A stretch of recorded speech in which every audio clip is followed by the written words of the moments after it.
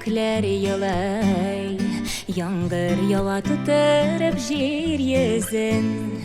Mehabbetinin göz yaşları bulup, savaş bulup eytip üssüzün.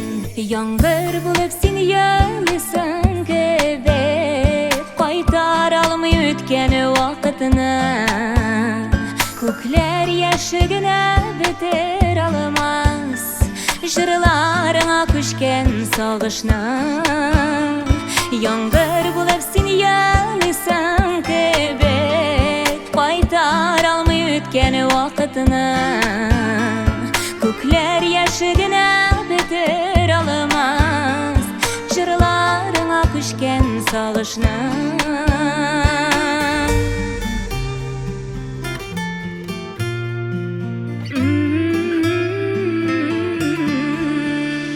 Yağmur güya aşık göz yaşları, eytirsinle canın yılağı.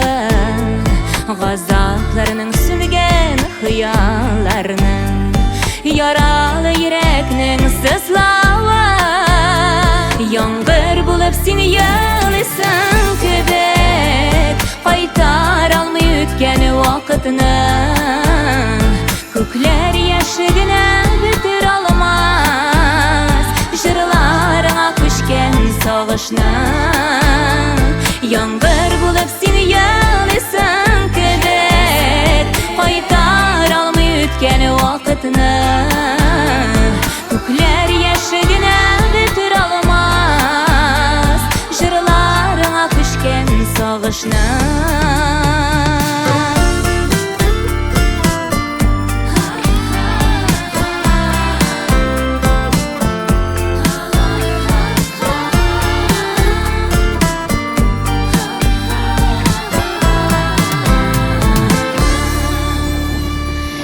Şirişler yağmur bulup yağıp, dengizlerge kitip yuğalar.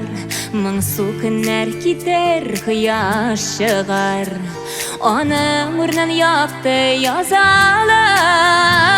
Yağmur bulup seni yalısın köbek,